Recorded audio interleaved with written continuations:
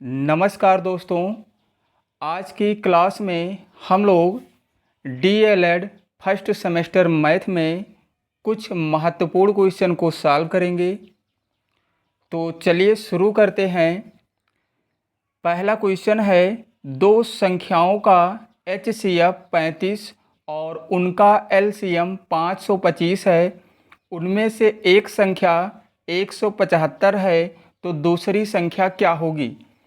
दो संख्याओं का एचसीएफ यानी मासा यहाँ पे दिया गया है 35 और एलसीएम यानी लासा दिया गया है 525। उनमें से एक संख्या दी गई है 175, तो दूसरी संख्या हमें निकालनी है। जैसा कि हम जानते हैं कि एक फार्मूला होता है, संख्याओं का गुणनफल बराबर होता है एलसीएम और एचसीएफ के गुणनफल के। तो हम लिखेंगे एक संख्या गुणे दूसरी संख्या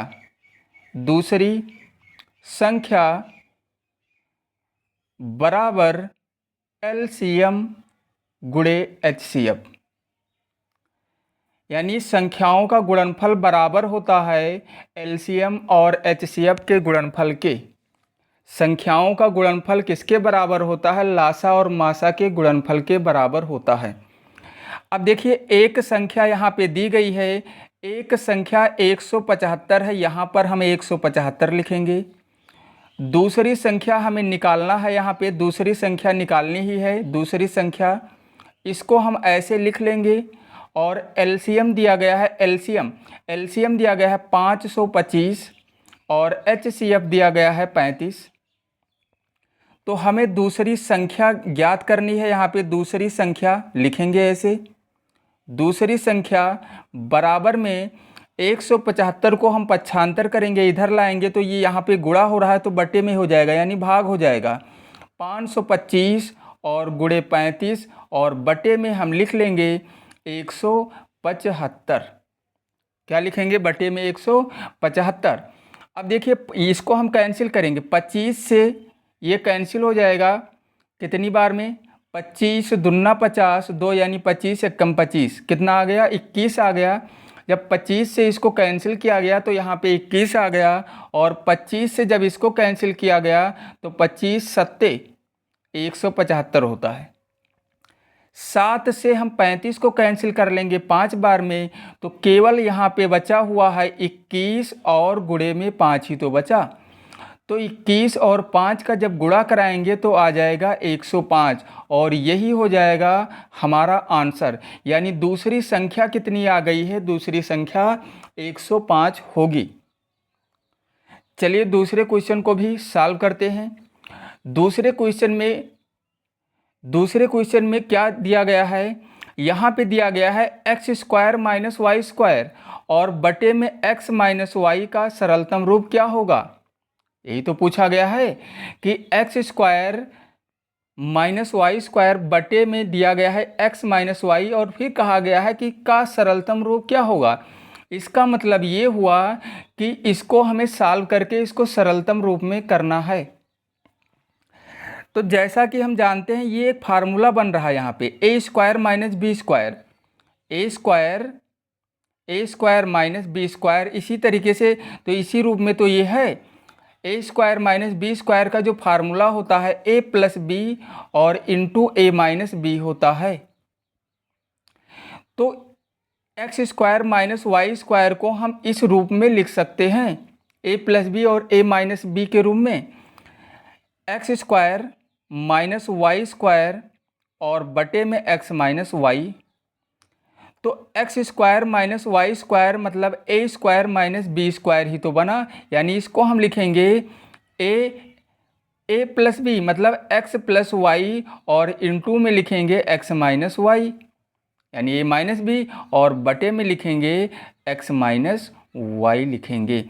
x माइनस वाई और x माइनस वाई कैंसिल हो गया, तो यहाँ पे बचेगा केवल क्या बचेगा? x प्लस वाई बचेगा, और यही हो जाएगा इस वाले क्वेश्चन का आंसर। यानी x² माइनस y² बटे x माइनस वाई का जो सरलतम रूप आएगा x प्लस वाई ही आएगा। चलिए तीसरे क्वेश्चन को भी सॉल्व करते हैं। तीसरा क्वेश्चन है यहाँ पे 1/2 इंटू 5/4 को भाग करना है 3/6 से, और इसका मान क्या होगा, यही तो कहा गया है। मतलब इसको हमें सॉल्व करना है। किसको सॉल्व करना है? 1/2 और इंटू में यहाँ पे 5/4 और यहाँ पे 3/6 है। तो सबसे पहले हम क्या करेंगे, ब्रैकेट के अंदर जो यहाँ पे संख्या लिखी हुई है, यानी जो यहाँ पे भिन्न लिखा हुआ है, इसको हम सॉल्व करेंगे। और कैसे सॉल्व करेंगे, इसको 1/2 को अभी हम बाहर ही रखेंगे। यहाँ इंटू है, मतलब यहाँ गुणा हो रहा है। 1/2 यहाँ पे क्या हो रहा है, गुणा। तो देखिए पहले इसको हम सॉल्व करेंगे। 5/4 को भाग करना है 3/6 से, तो हम कर लेंगे यहाँ गुणा और इसको कर देंगे उल्टा, यानी 6 को ऊपर कर लेंगे और 3 को नीचे कर लेंगे। अब 1/2 है और यहाँ पे आ जाएगा कितना, 6 पंचे 30, और ब्रैकेट को यहीं पे हटा देते हैं और यहाँ गुणा कर लेते हैं। यहाँ पे आ जाएगा 30 और यहाँ पे 4 तिहाई आ जाएगा 12। अब 1/2 और 30/12 का गुणा करना है। किसका किसका गुणा करना है? 1/2 और 30/12 का। तो 2 से ये कैंसिल हो जाएगा, ये कैंसिल हो जाएगा 15 बार में, और यहाँ पे आ जाएगा 15 और बटे में 12। इसको भी हम कैंसिल कर सकते हैं। 3 से ये 4 बार में और 3 से ये 5 बार में कैंसिल कर सकते हैं। यानी हमारा जो आंसर आया है 5/4, और 5/4 को लिख सकते हैं 1 से ही 1/4 भी लिख सकते हैं, क्योंकि अंश यहाँ पे ज़्यादा है तो इसको हम 1 से ही 1/4 लिख सकते हैं, यानी मिश्र भिन्न में। क्वेश्चन नंबर 4 को भी सॉल्व करते हैं।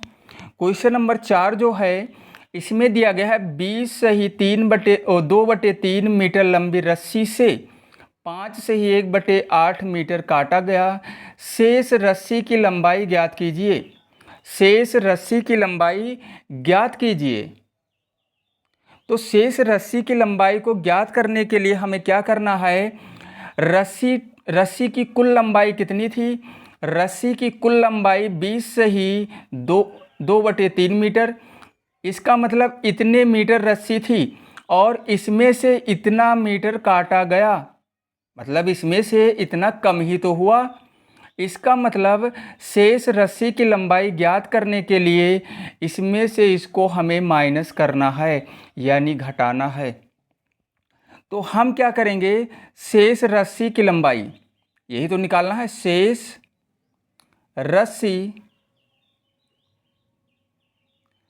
रस्सी की लंबाई ही तो निकालना है। तो हम 20 से ही 2/3 में से 5 से ही 1/8 को माइनस करेंगे। अब माइनस करने के लिए सबसे पहले इसको सीधा करेंगे, यानी चेंज करेंगे। 20 और 3 का गुणा कराएंगे 60, और 2 को जोड़ेंगे हो जाएगा 62, और 62 बटे में हो जाएगा 3। माइनस 8 और 5 का गुणा कराएंगे, 8 पंचे 40, और 1 हो जाएगा 41, यानी 41 और बटे में 8। अब यहाँ पे हर बराबर नहीं है तो हम निकालेंगे एलसीएम। 8 और 3 का एलसीएम होगा 24। कितना होगा? 24। इसका जब एलसीएम निकालेंगे 24 आएगा। 3 से 24 8 बार में कैंसिल हो रहा है, इसका मतलब 8 से गुणा हम 62 में कराएंगे। 8 दूनी 16 और 8 छक 48, और 1 हो जाएगा 49। 8 से ये 3 बार में कैंसिल हो रहा है, तो 41 में हम 3 से गुणा कराएंगे, तो 3 एक कम 3 और 3 चौके 12। अब हमें क्या करना है, हमें 496 में से 123 को माइनस कर लेना है, और वही हो जाएगा हमारा आंसर। तो 6 में से 3 माइनस होगा, 3 बचेगा। 9 में से 2 माइनस होगा, 7 बचेगा, और 4 में से 1 माइनस होगा, 3 बचेगा। और बटे में क्या है? 24। बटे में क्या है? 24, और यही हो जाएगा हमारा आंसर। यानी इतने मीटर रस्सी की लंबाई है। शेष रस्सी की लंबाई कितने मीटर आई है? इतने। और यहाँ पे अंश ज़्यादा आ गया है हर से, तब हम क्या करेंगे, इसको हम मिश्र भिन्न में लिखेंगे। हर से ज़्यादा है अंश यहाँ पे, तो इसको मिश्र भिन्न में लिखेंगे। और मिश्र भिन्न में लिखने के लिए हम क्या करेंगे, इसको 24 से भाग करा लेंगे। और 24 से भाग कराने पर कितना आ जाएगा, और जब भाग कराएंगे 24 से 373 में, तो जो शेषफल आएगा, शेषफल 13 आएगा और भागफल 15 आएगा। तो जो भागफल आएगा 15, उसी को हमें यहाँ पे लिखना है 15 सही, और शेषफल जो आया है उसको अंश के रूप में लिखेंगे, 15 सही 13/24 लिखेंगे। और ये आंसर दोनों होगा। ऑप्शन में ये भी हो सकता है, ये भी हो सकता है, दोनों में से कोई भी ऑप्शन में हो सकता है। अगर ऑप्शन में अगर आ रहा है ये क्वेश्चन, तो दोनों में से कोई भी हो सकता है। चलिए अगले क्वेश्चन को भी सॉल्व करते हैं। अगला क्वेश्चन है, वह बड़ी से बड़ी संख्या बताइए, वह बड़ी से बड़ी संख्या बताइए जिससे 49, 59 और 109 को भाग देने पर शेषफल क्रमशः 1, 3, 5 बचे। इसका मतलब ये हुआ कि वह बड़ी से बड़ी हमें एक संख्या बतानी है जिससे 49 में भाग करें तो शेषफल 1 आए, 59 में भाग करें तो शेषफल 3 आए, और 109 में जब भाग करें तो शेषफल 5 आए।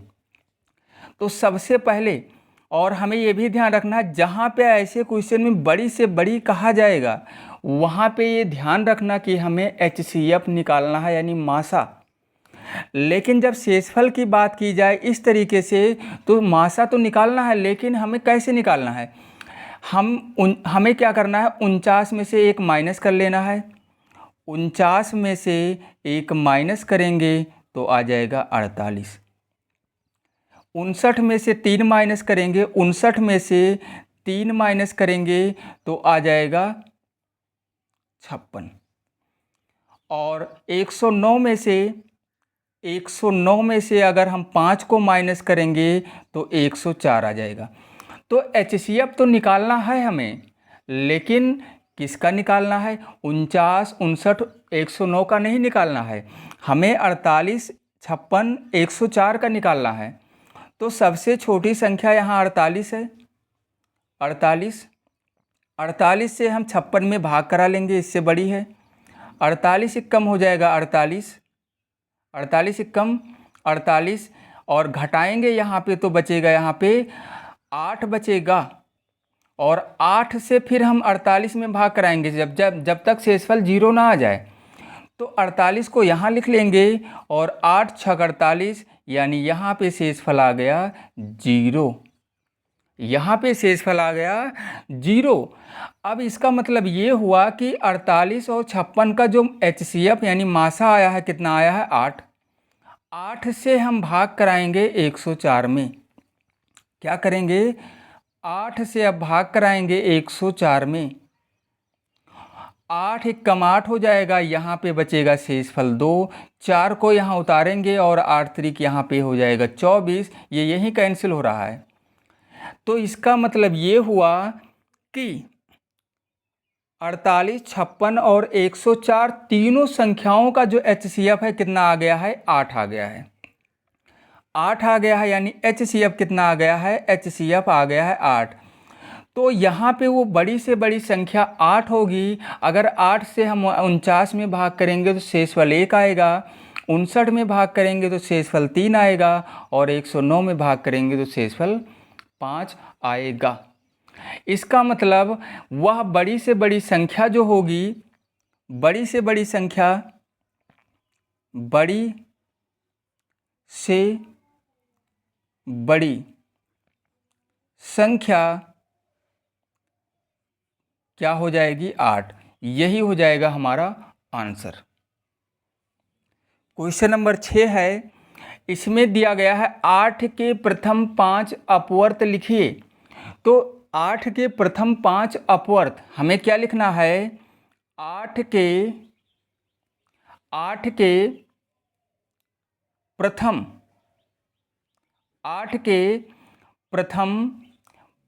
5 अपवर्त, यही तो हमें लिखना है।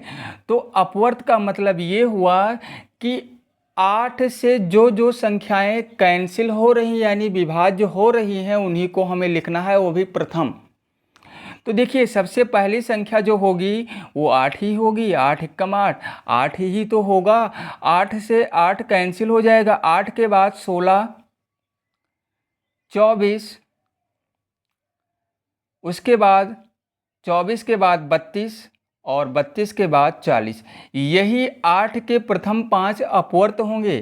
अपवर्तक नहीं, यहाँ अपवर्त पूछा गया है, मतलब प्रथम 5 संख्या हमें ऐसे बताना है जो 8 से विभाज्य हो जाए। तो ये हो जाएगा क्वेश्चन नंबर 6 का आंसर। क्वेश्चन नंबर 7 है 240 लीटर का 10% कितना होगा। 200 क्या हमें करना है, 240 का, यही तो निकालना है, 240 का 10%। जैसा कि हम जानते हैं कि का मतलब यहाँ क्या हो जाएगा, गुणा। तो हम क्या लिखेंगे, 240 और गुणे में लिखेंगे 10% का मतलब 10/100 हो जाएगा। 10/100 हो जाएगा यहाँ पे। तो एक जीरो से एक इसका जीरो कैंसिल हो गया, एक जीरो से इसका जीरो कैंसिल हो गया, तो 24 ही तो बचा यहाँ पे केवल। तो इसका आंसर कितना आ जाएगा, 24 होगा। कितना होगा, 24। यानी 240 का अगर हम 10% निकालेंगे तो कितना आएगा, 24 आएगा। यानी इसका जो आंसर होगा 24 लीटर होगा। क्वेश्चन नंबर 8 है। 8 में दिया गया है 3ABC minus 2AB² minus 5ABC और प्लस 3AB² को सरल कीजिए। यानी इसी को हमें सॉल्व करना है। 3ABC माइनस 2AB² और माइनस 5ABC और प्लस में 3AB²। तो जैसा कि पिछले क्लास में सजातीय और विजातीय पदों को जोड़ना और घटाना सीखा गया था, और उसमें ये भी बताया गया था कि केवल सजातीय पद ही आपस में जुड़ेंगे या तो घटेंगे। तो देखिए ABC यहाँ भी है और ABC यहाँ भी है। इसका मतलब 3 में से 5 को हम घटाएंगे, यही दोनों आपस में जुड़ेंगे या तो घटेंगे। तो यहाँ पे 3ABC है और यहाँ पे 5ABC है। तो 3 में से माइनस हो रहा है यहाँ 5, तो माइनस में बचेगा 2ABC बचेगा। और उसके बाद देखिए यहाँ AB² है और यहाँ भी AB² है। यहाँ प्लस 3AB² है और यहाँ पे क्या है, माइनस 2AB²। इसका मतलब 3 में से 2 माइनस हो रहा है, तो एक ही तो बचेगा। क्या बचेगा यहाँ पे, एक ही तो बचेगा। और एक बचेगा तो एक को हम कैसे लिखेंगे, केवल हम लिखेंगे AB²। ये एक AB² ही तो लिखा है और यही हो जाएगा इस क्वेश्चन का आंसर। क्या हो जाएगा, इस क्वेश्चन का आंसर हो जाएगा। चलिए क्वेश्चन नंबर 9 को भी सॉल्व करते हैं। यहाँ पे एक समबाहु त्रिभुज क्या दिया गया है, एक समबाहु त्रिभुज जिसकी प्रत्येक भुजा 4 सेंटीमीटर है, इसका क्षेत्रफल ज्ञात कीजिए। तो समबाहु त्रिभुज जो होता है, समबाहु त्रिभुज की तीनों भुजाएं बराबर होती हैं। समबाहु त्रिभुज की तीनों भुजाएं बराबर होती हैं, तीनों बराबर होती हैं। तो यहाँ पे प्रत्येक भुजा कहा गया है, मतलब ये 4-4 सेंटीमीटर की तीनों भुजाएं हैं। समबाहु त्रिभुज की प्रत्येक भुजा बराबर होती है और प्रत्येक कोण कितने अंश का होता है, 60 अंश का। ये हमें याद रखना है। तो हमें इसका क्षेत्रफल निकालना है। क्या निकालना है, समबाहु त्रिभुज।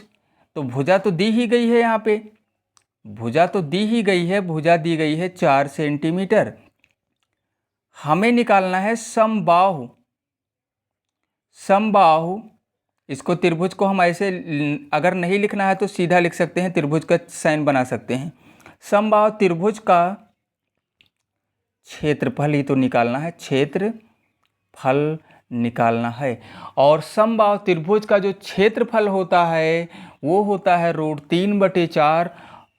फार्मूला क्या होता है, √3 और बटे में 4 और गुणे में भुजा स्क्वायर, भुजा स्क्वायर।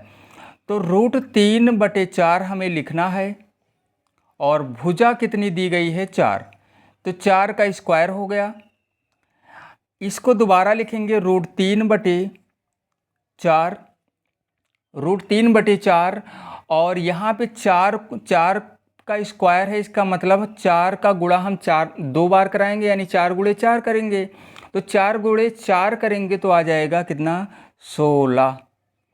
16 को हम 4 से कैंसिल कर देंगे तो ये 4 बार में कैंसिल हो गया, तो हमारा आंसर आ जाएगा 4√3। 4 और रूट में 3, ये हो जाएगा हमारा आंसर। और यहाँ पे लिखेंगे सेंटीमीटर स्क्वायर, क्योंकि क्षेत्रफल यहाँ निकाला गया है और क्षेत्रफल निकाला गया है, इसका मतलब ये हुआ कि क्षेत्रफल का जो मात्रक होता है वो मीटर स्क्वायर होता है, लेकिन यहाँ मीटर तो है नहीं, तो सेंटीमीटर है। तो हम क्या लिखेंगे, 4√3 सेंटीमीटर स्क्वायर, और अगर हिंदी में लिखना है तो वर्ग सेंटीमीटर लिख सकते हैं। चलिए क्वेश्चन नंबर 10 को भी सॉल्व करते हैं। क्वेश्चन नंबर 10 जो है, इसमें दिया गया है दो संख्याओं का मासा, मासा का मतलब HCF, दो संख्याओं का मासा यानी HCF दिया गया है कितना, 16। उनका गुणनफल दिया गया है 6400। तो हमें क्या निकालना है, LCM निकालना है, यानी लासा निकालना है। तो जैसा कि हमें पता ही है, फार्मूला होता है संख्याओं का गुणनफल, संख्याओं का गुणनफल ये बराबर किसके होता है, LCM और HCF के गुणनफल के। तो संख्याओं का गुणनफल दिया गया है यहाँ पे 6400।